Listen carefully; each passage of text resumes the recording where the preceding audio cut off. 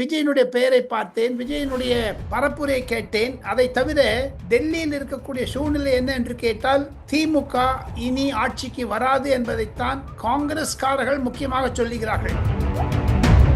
சின்ன ரகசியத்தை சொல்றேன், அது விஜய் சொன்னதாக இல்லை, எடப்பாடி சொன்னதாக இல்லை. டெல்லியிலிருந்து சென்னைக்கு வந்திருந்த பத்திரிகையாளர் மனதில் ஒரு ஒரு சந்தேகம் வந்து ஆரம்பித்து விட்டது. விஜய் பக்கம் ராகுல் காந்தி போகணும்னு ஆசையா இருக்கார், இன்னும் ஆசையா இருக்கார். நான் சொல்றேன், இன்னைக்கு கூட சொல்றேன், ரம்லான் பண்டிகை நடந்து அவர் நோன்பு வைத்தாரோ அன்று மாலை விஜய் பேசியது செக்குலர் டெமோக்ராட்டிக் ஃப்ரீடம் எங்களுக்கு இருக்கணும், நாங்கெல்லாம் மதத்தார்பற்ற தன்மை வேணும் என்ன சொன்னோம். அன்னைக்கு ராத்திரி ராகுல் காந்தி விஜயோட பேசியிருக்காங்க. தமிழ்நாடு அந்த அசம்பிளிக்கு 28 சீட் காங்கிரஸ் வாங்கின அப்புறம் கூட இன்று அவர் பெரம்பூரில் பேசியதும் நாங்களாம் இந்த பர்மிஷன் கொடுக்க மாட்டேன் என்று சொல்வது பார்த்தால் தமிழக அரசியலில் அரசாங்கத்தில் இன்னும் திமுக அதிகாரிகள் இருக்கிறார் என்று எலெக்ஷன் கமிஷன் யூஸ்லெஸ் ஆயிடுச்சுங்க. எங்க போனாலும் நீங்க தடுக்க முடியுங்களா சார்? விஜய் அவர் சொந்த பணத்தை பண்றேன்னு சொல்றாரு. நான் இவ்வளவு பெரிய பொசிஷனை விட்டுட்டு அவங்களோட வந்திருக்கேன்னு சொல்றாரு. அவர் சிம்பத்தி வருது ஜனங்க நடுவில், கூட்டம் எக்கச்சக்கமா வருது, யாரும் இல்லைங்கிற. அதெல்லாம் ஓட்டு ஆகுமான்னு கேட்கறாங்க திமுக காரங்க. ஓட்டு ஆகும்னு நான் சொல்றேன். தமிழ்நாடு என்பது 100க்கு 100 லிட்ரஸி உள்ள நாடு. தமிழகத்தில் இருக்கக்கூடிய 4 கட்சிகள் தீவிரமாக களம் இறங்கியதை பார்த்தால் தொங்கு சபையை நோக்கித்தான் தமிழகம் செல்லுகிறது என்று சொல்லுகிறார். நான் சென்ற முறை தங்களிடம் கூறினேன், விஜயை நெசுக்க கிரஷ் பண்ண அவர் பந்து கீழே விழ மேலே எழும்பும். ஐஆர்எஸ் ஆபீசர் ஆதவ் அர்ஜுனா புசி ஆனந்தெல்லாம் வரும்பொழுது ஒரு உற்சாகம் இருந்தது. என்னை பொறுத்து மட்டுங்க இந்த 234 குறைந்தது 60 இடங்கள் டைட் ஃபைட்டுங்க. எந்தெந்த ஆசிரியர்கள் தமிழ்நாட்டுக்கு சென்று விஜயை பார்த்தார்களோ, ஸ்டாலினை பார்த்தார்களோ, எடப்பாடி பழனிசாமி பார்த்தார்களோ அவெல்லாம் எனக்கு நண்பர்கள், ஆப்த நண்பர்கள், பழக்கத்தில் இருக்கிறதுனால நெருங்கி பழக்கத்துக்கு நான் ஒரு உதாரணத்தை சொல்றேன். அவங்கெல்லாம் எங்கிட்ட தனிப்பட்ட முறையில் சொல்றாங்க, விஜய் கான்பிடென்டா இருக்காரு, 30% வாக்கு வரும்னு நினைச்சிட்டு இருக்காரு, இது 25 வந்துடும். விஜய் சொன்னாராம், நான் இன்னும் either I will be king or I will be king மேக்கர்னு சொன்னாராம். POV யூடியூப் சேனல் வழியாக இன்டர்வியூஸ், பிராண்டிங், அட்வர்டைஸ்மெண்ட் உங்கள் வியாபாரத்தை கோடிக்கணக்கான மக்களிடம் கொண்டு செல்லுங்கள். For more details contact 9655583088. Sir வணக்கம் சார். வணக்கம். எப்படி சார் இருக்கீங்க? நல்லா இருக்கேன், நல்லா இருக்கேன், சௌக்கியமா இருக்கேன். Okay sir. தேர்தல் களம் சூடுபிடித்து விட்டது. மிக மிக சூடா இருக்கு சார். இங்க இருக்கிற வெயில விட ரொம்ப சூடா இருக்கு. இன்னும் போக பாருங்க, நாளைக்கு நரேந்திர மோடி வந்துட்டேன்னா இன்னும் சூடாயிடும். அதுல படுத்து போகும்போது திமுக தான் பார்த்துட்டே இருக்கு. ஏன்னா 4 பக்கத்துல இந்த போதைப் பொருள் தான் முக்கியமாயிடுச்சு இந்த வருஷம். ரொம்ப ரொம்ப சீரியஸா இருக்குது. விஜயனுடைய பெயரை பார்த்தேன், விஜயனுடைய பரப்புரை கேட்டேன். அதை தவிர டெல்லியில் இருக்கக்கூடிய சூழ்நிலை என்ன என்று கேட்டால், திமுக இனி ஆட்சிக்கு வராது என்பதைத்தான் காங்கிரஸ்காரர்கள் முக்கியமாக சொல்லுகிறார்கள். ஒரு ரெகுலரான கேள்வியோட போயிடலாம் சார். 234 தொகுதியிலையும் முக்கியமா இருக்கக்கூடிய 4 கட்சிகளும் அவங்கள வேட்பாளர்கள் அறிவிச்சிட்டாங்க. மிகப்பெரிய எதிர்பார்ப்பு விஜய் அவர்களுடைய தாவேகா எந்தெந்த வேட்பாளர் அறிவிக்க போறாங்க அப்படின்ட்டு.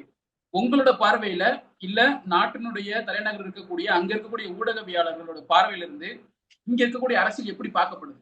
உண்மையை சொல்ல போனால் தமிழகத்தில் அந்த போதைப் பொருளை வைத்துக் கொண்டுதான் அனைவரும் ஒரு ஒரு சிந்தனையில் இருக்கிறார்கள், ஒரு கவலையில் இருக்கிறார்கள். அதைத்தான் திமுகவை தவிர மற்ற அனைத்து கட்சிகளும் பேசுகிறார்கள். எடப்பாடி பழனிசாமி ஆகட்டும், விஜயாக இருக்கட்டும், நயினா நாகேந்திரன் ஆகட்டும், அன்புமணி ராமதாஸோ, ஜி.கே. வாசனோ அல்லது கம்யூனிஸ்ட் கட்சிக்காரர்களே இருக்கட்டும், சீமான், எல்லாருமே பேசுறாங்க போதைப் பொருள். அதுதான் மெயின் இம்பார்ட்டன்ட் பாயிண்ட்னு சொல்றாங்க. ஒன்று. 2வது, திமுகவிற்கு எதிர்வினை வாக்குகள் அதிகமாக வரும், ஆன்டி இன்கம்பன்சி இருக்கிறதாகத்தான் பல பத்திரிகையாளர் சொல்லுகிறார்கள். அதை தவிர தம்பி, உங்களுடைய நேயர்களுக்கு ஒரு புதிய தகவலை சொல்ல ஆசைப்படுகிறேன். கடந்த 1 மாதத்தில் 5 அல்லது 6 செமினார் கருத்தரங்கங்கள் வைத்தார்கள். NDTV, India today, republic, times now போன்ற ஆங்கில தொலைக்காட்சிகள். அதில் தமிழக அரசாங்கம் ஒவ்வொரு தொலைக்காட்சிக்கும் 5 கோடி 4 கோடி பணத்தை கொடுத்து அது ஒரு ஆர்கனைஸ் பண்ணாங்க, அது ஒரு செமினார் பண்ணாங்க. தப்பு கிடையாது. எடப்பாடி வந்தார், ஆனால் விஜய் வரமாட்டேன்னுட்டார். விஜய் கூப்பிடாதீங்கன்னு வேறு திமுக சொன்னாங்க. அந்த விஜய் வீட்டுக்கு போய் இவங்கெல்லாம் பார்த்தாங்க. ராஜ்தீப் சர்தேசா, அருணா கோஸ்வாமி போன்றவர்கள்லாம், நவிகா குமார் போன்றவர்கள்லாம் ஒரு தொடர்பில் இருந்தார்கள். அதை தவிர NDTVயில் வேலை செய்ய பணிபுரியா கூட உயர் ஆசிரியர்கள். அதில் ஒரு பியூட்டி என்னன்னா, எந்தெந்த ஆசிரியர்கள் தமிழ்நாட்டுக்கு சென்று விஜயை பார்த்தார்களோ, ஸ்டாலினை பார்த்தார்களோ, எடப்பாடி பழனிசாமி பார்த்தார்களோ அவெல்லாம் எனக்கு நண்பர்கள், ஆப்த நண்பர்கள். என்னுடைய ஒரு ஒரு ஒரு கருத்தை பார்த்தீர்களானால், என்னால் அவர்கள் தயாரிக்கப்பட்ட என்று சொல்வது நான் மிக்கற்ற மகிழ்ச்சி அடைகிறேன்.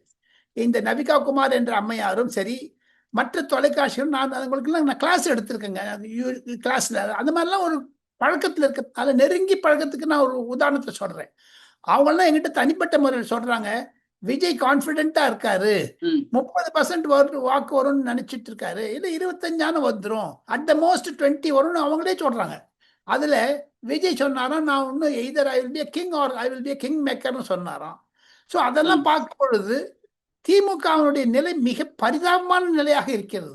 4 பக்கத்தில் ஆனா அந்த 20 30 இங்க வந்து ஆட்சி அமைக்கிறதுக்கான வாக்கு சதவீதம் இல்ல சார். கஷ்டம், ரொம்ப கஷ்டம் தான். 45-50க்கு போனாதான் உங்களுக்கு ஆட்சி அமைக்க முடியும். இதில் எடப்பாடி பழனிசாமியினுடைய அணுகுமுறையை பார்த்தார்கள். அதே பெண் ஆசிரியர்கள், ஆண் ஆசிரியர்கள்லாம் சொல்ல, அவர் முகத்தில் ஒரு குஷி, சந்தோஷம் இருப்பதை பார்க்கிறோம் என்று சொன்னார்கள். ஆனால் அதே சமயத்தில் ஸ்டாலினிடம் ஒரு 5 வருடம் நடத்திய ஆட்சியை நடத்திய ஒரு அழகு அவர் முகத்தில் காணவில்லை என்று சொல்லுகிறார்கள். உதாரணத்திற்கு ஹேமந்த பிஸ்வ சர்மா, அசாமுடைய சீஃப் மினிஸ்டர், எப்ப போனாலும் ரொம்ப என்ஜாய் பண்ண முடியாத அளவுக்கு சிரிச்சிட்டு விஷயத்த பேசிட்டு இருப்பாரு. அதே மாதிரி யோகி ஆதித்யநாத், தேவேந்திர பட்னவிஸ், அந்த மாதிரி ஆளுங்களெல்லாம் அந்த எடிட்டர்ஸ் பார்த்துருக்காங்க. இப்ப ஸ்டாலினை பார்க்கும் பொழுது அவருடைய ஆளுமை யாரும் குறைச்சி மதிப்பிடலை. இருந்தாலும் அவர் உற்சாகத்துடன் வாலண்டரியா வந்து பேசணுங்க. அப்பதாங்க ஒரு தலைவருக்கு ஒரு இதுவா இருக்கும், ஒரு எஃபெக்டா இருக்கும். அதெல்லாம் ஒண்ணு இல்லைங்கிற மாதிரி தான் சொல்றாங்க. இன் டோட்டாலிட்டி பாத்தீங்கன்னா தமிழகத்தில் இருக்கக்கூடிய 4 கட்சிகள் தீவிரமாக களம் இறங்கியதை பார்த்தால் தொங்கு சபையை நோக்கித்தான் தமிழகம் செல்லுகிறது என்று சொல்லுகிறார்கள். இந்த சூழல்ல விஜய் அவர்கள் இன்னைக்கு வந்து அவருடைய பரப்புரை ஆரம்பிச்சிருக்காரு. முக்கியமா வேட்புமனு தாக்கல் பண்ணிட்டாரு. பெரம்பூர்ல தன்னுடைய முதல் பிரச்சாரத்தையும் பண்ணிட்டு இருக்காரு. அப்படிங்கும் போது விஜயோடைய இந்த நகர்வு, விஜய் எவ்வளவு ஃபோர்ஸா வெளியில வர, அதாவது ஒரு அமுக்கி வச்சு அவரை வந்து எஸ்ஓபி போட்டு அமைக்கி வச்சிருந்தாங்க, அதை விட ரொம்ப ஃபோர்ஸா வெளியில வந்திருக்காரு நீங்க நினைக்கிறீங்களா?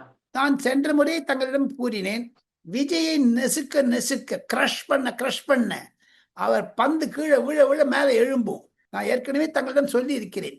அதை தவிர கரூர், ஜனநாயகன், சங்கீதா, சுப்ரீம் கோர்ட்டு வேணும்னு 3 தடவை டெல்லிக்கு கூப்பிட்டது, இதெல்லாம் வச்சு பார்த்தீங்கன்னா இன்று அவர் பெரம்பூரில் பேசியதும், அடுத்த கூட்டத்தில் போகும்போது போலீசார் தடை பெய்ததும், தாங்க அனுமதி இல்லை என்று ஏன் வருகிறீர்கள், நாங்கள்லாம் இந்த பர்மிஷன் கொடுக்க மாட்டேன் என்று சொல்லது பார்த்தால், தமிழகத்தில் விஜயை கண்டு தமிழக அரசாங்கம், திராவிட முன்னேற்ற கழக அரசாங்கம், இப்போது காபந்து சர்க்காராக கேர்டேக்கர் சீஃப் மினிஸ்டராக இருக்கக்கூடியவர் கூட தமிழக அரசியலில், அரசாங்கத்தில் இன்னும் திமுக அதிகாரிகள் இருக்கிறார் என்று எலெக்ஷன் கமிஷன் யூஸ்லெஸ் ஆயிடுச்சுங்க.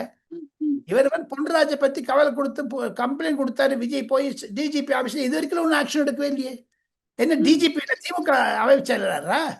இன்னைக்கு அந்த பெரம்பூர் பக்கத்துல இன்னொரு இடத்துல மீட்டிங் போகும்போது போடாதேங்கிறாங்க. யாருங்க அது சொல்றதுக்கு? அது ஆனா அவருக்கு கூட்டம் எக்கச்சக்கமா வருது, யாரும் இல்லைங்கிற. அதெல்லாம் ஓட்டாகுமான்னு கேட்கறாங்க திமுக காரங்க. ஓட் ஆகும்னு நான் சொல்றேன். தமிழகம் வேறு, பீகார் வேறு. பீகார்ல பிரசாந்த் கிஷோர் கம்பேர் பண்றாங்க. I don't think so. அந்த பீகாரினுடைய நிலைமை வேறு மாதிரி இருக்குது. தமிழ்நாடு என்பது 100க்கு 100 லிட்ரஸி உள்ள நாடு. 1967 நான் குறைந்தது 10 அசம்பிளி, 7-8 லோக்சபா பார்த்த நான் பத்திரிகை நிருபராக இருந்திருக்கேன். இப்பொழுது ஒரு பிரச்சனை பார்த்தீங்கன்னா யுனிக் பிக்சராக்கு. எங்க ஒன்னு சொல்றேன், விஜய் பார்த்து எங்க திமுக அப்படி பயப்படுது? ராகுல் காந்தியுடன் விஜய் போகக்கூடாது என்பதற்காக, காங்கிரஸை தடுப்பதற்காக முயற்சி செய்த மு.க. ஸ்டாலின் காங்கிரஸை உடைக்க பார்த்திருக்காரு. இன்னும் எங்க ராகுல் காந்தி ஸ்டாலின் பேசவே இல்லைங்க. ஒரு தரம் கூட பேச வேண்டாம். இப்ப நீங்க காலையில் எங்கிட்ட போன் பண்ணீங்க, 2 தடவை போன் பண்ணீங்க, நான் 2 தடவை நீங்கள் நானும் போன்ல பேசிட்டு இருந்தோம். அந்த மாதிரி ஒரு போன் எடுத்து பேசக்கூடாது அவரு? இல்ல நிறைய கேரளாவுக்கு தானே போறாரு, கர்நாடகாவுக்கு வர்றாரு, தெலுங்கானாவுக்கு போறாரு, இங்க வரமாட்டேங்கிறது. ஆக மொத்தம் திராவிட முன்னேற்ற கழகத்தினுடைய ஆன்டி இன்கம்பன்சியை புரிந்து வைத்திருக்கக்கூடிய ராகுல் காந்தி தமிழகத்தில் தேர்தல் களத்திற்கு வருவாரா வரமாட்டாரா? பாத யாத்திரை நாங்கள் என்னாச்சு? இதெல்லாம் வச்சு 4 பக்கமும் நீங்க பாக்கணுங்க தம்பி. இப்ப எடப்பாடி பழனிசாமி எல்லாம் பண்ணிட்டு டக்குன்னு பண்ணிட்டு போயிட்டாரு. 3 தடவை அமித்ஷா அவர் வீட்டுக்கு போனாரு, 2 தடவை பியூஷ் கோயல் போனாரு, 3 தடவை பிரைம் மினிஸ்டர் வந்தாரு. ராகுல் காந்தியே வரல ஸ்டாலினை பார்க்க. அதே வந்து விஜய் சோலோவா போறாரு, தனியா போறாரு. Right, okay. அவர் பாட்டில் விசில் போயிட்டே இருக்காரு அவர் பாட்டில். இனி நல்லது பாருங்க எந்த மாதிரி சூடு. அவர் சொல்லுவதில் ஒரு நியாயம் இருக்கிறது. அதை தவிர நான் ஒரு பத்திரிகையாளனாக குறைந்தது 45 ஆண்டுகள் நாடாளுமன்றத்தை நான் ரிப்போர்ட்டிங் செய்ததுக்காக ஒரு அனுபவம் எனக்கு இருக்கிறது. அந்த அனுபவத்தை நான் தங்கள் நேயர்களிடம் சொல்ல ஆசைப்படுகிறேன். எங்க போனாலும் நீங்க தடுக்க முடியுங்களா சார் விஜய? அவர் சொந்த பணத்தை பண்றேன்னு சொல்றாரு. நான் இவ்வளவு பெரிய பொசிஷனை விட்டுட்டு அவங்களோட வந்திருக்கேன்னு சொல்றாரு. அவர் சிம்பத்தி வருது ஜனங்க நடுவுல. இன்னைக்கு கூட பார்த்தேன், பெரம்பலூர் நிறைய பேர் கீழே விழுந்து செப்பல்லாம் நிறைய இருக்குது. அந்த மாதிரி ஒரு கரூர் சம்பவம் மீண்டும் நடக்கக்கூடாது என்ற ஒரு வருத்தம் எனக்கும் இருக்கிறது. காரணம் என்ன என்று கேட்டால் அவ்வளவு கூட்டம் வருது. இந்த கூட்டத்தை ஏன் திமுக காத்து பயப்படுது? சின்ன ரகசியத்தை சொல்றேன். அது விஜய் சொன்னதாக இல்லை, எடப்பாடி சொன்னதாக இல்லை. டெல்லியிலிருந்து சென்னைக்கு வந்திருந்த பத்திரிகையாளர் மனதில் ஒரு ஒரு சந்தேகம் வந்து ஆரம்பித்து விட்டது. என்ன சந்தேகம்? விஜயினுடைய அதாவது அவருடைய இதுக்கு உயரமாக வளருவது, எடப்பாடி பழனிசாமி மீண்டும் மீண்டும் சொல்லுவது, அதை தவிர காங்கிரஸ்காரர்கள் தயங்கி இருப்பது, கடந்த 2 வருடங்களாக 3 வருடங்களாக துணை முதலமைச்சர் பதவி கொடுத்த பிறகுதான் காங்கிரஸ் விலக ஆரம்பித்தது திமுகவிலிருந்து மு.க. ஸ்டாலினுடைய மகன் உதயநிதி ஸ்டாலினுக்கு. அந்த உதயநிதி ஸ்டாலினும் நாங்கள் பேச மாட்டோம் என்று சொன்னார்கள் காங்கிரஸ்காரர்கள். அதனால தாங்க தம்பி, காங்கிரஸ்காரர்கள் ஒரு சீனியர் லீடர் வரவே இருப்பாங்க, கிரீஷ் சோடங்கர்னு கோவால அவர் சாதாரணமாக இருக்காரு. எங்க சீஃப் மினிஸ்டர் நம்ம சித்தராமையா அனுப்பக்கூடாதா? ரேவந்த் ரெட்டி அனுப்பக்கூடாதா? ராகுல் காந்தி இல்ல, ராகுல் காந்தி நேரம் பேசக்கூடாதா? எதுக்குங்க அமித்ஷா எடப்பாடி பழனிசாமி நேரம் பேசுறாரு? அவங்களாம் பைத்துக்காரனாங்களா? அமித்ஷா நினைச்சாருன்னா சாதாரண அனுப்பலாமே. அவ்வளவு ஒரு துச்சமாக நடப்பது திமுகவை. அதுதான் ராகுல் காந்தி செய்த தரு. அதுல விஜய் பக்கம் ராகுல் காந்தி போகணும்னு ஆசையா இருக்காரு, இன்னமும் ஆசையா இருக்காரு. நான் சொல்றேன், இன்னைக்கு கூட சொல்றேங்க, என்று அந்த நபிகள் அதாவது இந்த ரம்லான் பண்டிகை நடந்து அவருக்கு நோன்பு வைத்தாரோ அன்று மாலை விஜய் பேசியது செக்குலர் டெமோக்ராட்டிக் ஃபீலிங் எங்களுக்கு இருக்கணும், நாங்கெல்லாம் மதத்தார்பற்ற தன்மை வேணும் என்ன சொன்ன. அன்னைக்கு ராத்திரி ராகுல் காந்தி விஜயோட பேசியிருக்காங்க. தமிழ்நாடு அந்த அசம்பிளிக்கு 28 சீட் காங்கிரஸ் வாங்கின அப்புறம் கூட இது ராகுல் காந்தி செய்வது துரோகமா இல்லை நட்பா?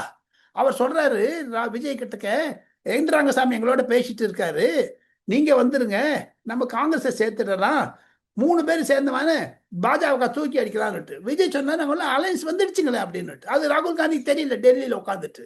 அவர் அன்னைக்கு தான் வியட்நாம்ல இருந்து திரும்பி வந்தாரு.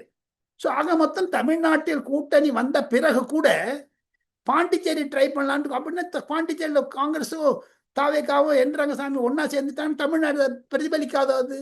அதெல்லாம் இந்த மாதிரி சூழல்ல நம்ம திமுக குறை சொல்றோம். அவங்களோட இந்த 2026 தேர்தல் அறிக்கையில 15 வயசுக்கு கீழே இருக்கக்கூடிய பெண்களுக்கு இங்க பாலியல் வன்கொடுமை நடந்தா மரண தண்டனை அப்படிங்கிற வாக்குறுதியை கொடுத்திருக்காங்களே, அதை நிறைவேற்ற முடியுமா? அதுக்கு தமிழ்நாடு அரசுக்கு அதிகாரம் இருக்கா? கிடையாது. அது அதிகாரம் கிடையாது. 18 வயசுக்கெல்லாம் அவங்க ஆர் நாட் அடல்ட். இந்த வாக்குறுதி என்பது நீட்டுக்கு செங்கலை காமிச்சாரு பாருங்க, அந்த மாதிரி செங்கலை வச்சுன்னு திமுக காரங்களே ஒரு வன்முறையில் ஈடுபடக்கூடிய அளவிற்கு மாற்றிவிடும். அந்த வாக்குறுதி பலிக்காது. எப்படி நீட்டுக்கு சொன்னாங்களோ அது மாதிரி பலிக்காது. மறுபடியும் திமுக இங்க ஒரு பொய்யான வாக்குறுதிகளை தான் கொடுக்குதா? முழுக்க முழுக்க அவன் ஓப்பனா சொல்றாங்க சார், ஏடிஎம்கே மேனிஃபெஸ்டோ காப்பி பண்ணி தான் கொடுக்குறாங்க. பொய்யான வாக்குறுதி தானே. அவருடைய மூஞ்சில பார்த்தா சிரிப்பே இல்லைங்களா சார். எங்கிட்ட ஒரு டாப் பிஜேபி லீடர் எங்கிட்ட சொன்னாரு, டெல்லியில எடப்பாடி பழனிசாமியினுடைய கூட்டணி சிரிக்கிறது, சிரித்து கொண்டிருக்கிறது, அதாவது ரொம்ப ஹாப்பியா இருக்காங்க, குஷியில இருக்காங்க, ஜாலியா இருக்காங்க. அதே சமயத்துல திமுக கூட்டணி அழுதுன்னு இருக்காங்க. அவர் இந்த சூழல்ல விஜய் கொடுக்கக்கூடிய நம்பிக்கை எப்படி இருக்கு மக்கள்கிட்ட? அவருடைய வாக்குறுதிகளாவும் சரி, அவர் பேசுற விதமாவும் சரி. என்னை பொறுத்த மட்டும் போக போக விஜய் தன்னுடைய பிரச்சாரத்தை மாற்றிக்கொள்வார் என்று தான் எனக்கு கிடைக்கக்கூடிய தகவல்கள் தெரிவிக்கின்றன. காரணம், தாங்கள் அதிமுகவை பார்த்தீர்கள், திமுகவை பார்த்தீர்கள், எனக்கு ஒரு முறை சான்ஸ் கொடுங்க, கிவ் மீ ஒன் சான்ஸ் பேசப்படுறாருன்னு நான் கேள்விப்பட்டேன். அப்படி இருந்தாலும் பொதுமக்களிடையே ஒரு வரவேற்பு இருக்கு. காரணம் என்ன என்று கேட்டால், இன்றைய நிலையத்தில் பாருங்க, இன்னைக்கு அவர் பேசினத 3 பாயிண்ட் சொன்னாருங்க. பெரம்பூர்ல போதைப் பொருள் சொன்னாரு, ராத்திரி நடமாடும் வீடா காடா நாடான்னு கேட்டாரு. இந்த மாதிரியான ஒரு துணிச்சலான பேச்சு முதல் முறையாக அரசியல் வருவதற்குரிய முகத்தில் வாயிலிருந்தான் வரும். ஆனால் பயிற்சி பெற்ற எடப்பாடி பழனிசாமியும் அமித்ஷாவும் வேற விதமாக பேசுகிறார்கள். ஆனா அவங்க ரிஃபைண்டா பேசுறாங்க, இவங்க பாலிஷ் பண்ணி பேசுறாங்க, இவர் வந்து குரூடா பேசுறாரு. இருந்தாலும் பொதுமக்களிடையே விஜய் ஒரு உணர்ச்சியை தூண்டி விட்டு விட்டார். அதே மாதிரி சீமானும் தூண்டி விட்டு விட்டார்.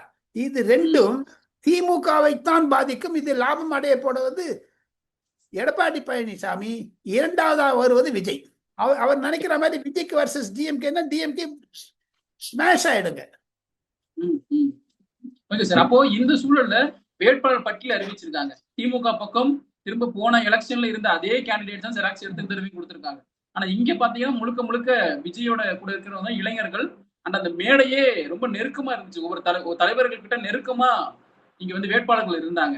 அப்படி இருக்கும் பொழுது இந்த இந்த வேட்பாளர் அறிவிப்புங்கிறதும் இந்த கம்பேர் பண்ணி தாவேக்காவுடைய வேட்பாளர் அறிவிப்பும் இங்க திமுகவுடைய வேட்பாளர் அறிவிப்பும் அந்த வேட்பாளர்களுக்குள்ள நீங்க என்ன வித்தியாசத்தை பாக்குறீங்க? ஒரு பல ஒற்றுமைகள் இருக்கிறது, பல வேற்றுமைகள் இருக்கிறது. மிஸ்டர் ஸ்டாலின் அவர்கள் அந்த வேட்பாளர் அறிவித்த பிறகு ஒவ்வொருத்தரையும் பார்த்தாரு. வேற விஜய் வந்து எல்லாரையும் ஒன்னா உட்காந்து அது சீமான் ஸ்டைல்ல பண்ணாரு. ஆனா எடப்பாடி பழனிசாமி வந்து அந்தந்த கேண்டிடேட்டை கூப்பிட்டு பேசினாரு. இந்த இந்த பேக்ரவுண்ட்ல பாத்தீங்கன்னா கண்டிப்பாக விஜய் நேற்று அவர் அறிவித்த பொழுது அதில் மைனாரிட்டிஸும் ஈக்குவலா அப்பர் காஸ்டுக்கும் இடம் கொடுத்திருக்காரு. ஒண்ணு அதை நான் மகிழ வைத்தது என்ன என்று கேட்டால் தன்னுடைய ஓட்டுநர் மகனுக்கு சீட்டு கொடுத்திருக்காரு. அவர் பொறுப்புல இருந்திருக்காரு. அவர் பொறுப்புல இருந்திருக்காரு. அதனால அவருக்கு சீட்டு கொடுத்திருக்காருன்னு சொல்லலாம். சீட்டு பொறுப்புல இல்லை. எதுக்கு சொல்ல வரேன்னா நம்பிக்கை. என்ன நம்பினவனுக்கு நான் வந்து உனக்கு ஹெல்ப் பண்றேன், நீ அரசியல்ல வந்துரு, என்ன நம்பி இந்த 10-20 வருஷமா நீ என்னோட வண்டி ஓட்டிருந்த, உன்னுடைய மகன் அவருக்கு அப்புறம் பிஏ ஆனார் அவர் மகன், அந்த மகனுக்கு ஒரு சீட்டு கொடுத்திருக்காரு. அதை தவிர அந்த ஐஆர்எஸ் ஆபீசர் ஆதவ் அர்ஜுனா புசி ஆனதெல்லாம் வரும்பொழுது ஒரு உற்சாகம் இருந்தது. என்னை பொறுத்து மட்டுங்க இது 234 குறைந்தது 60 இடங்கள் டைட் ஃபைட்டுங்க.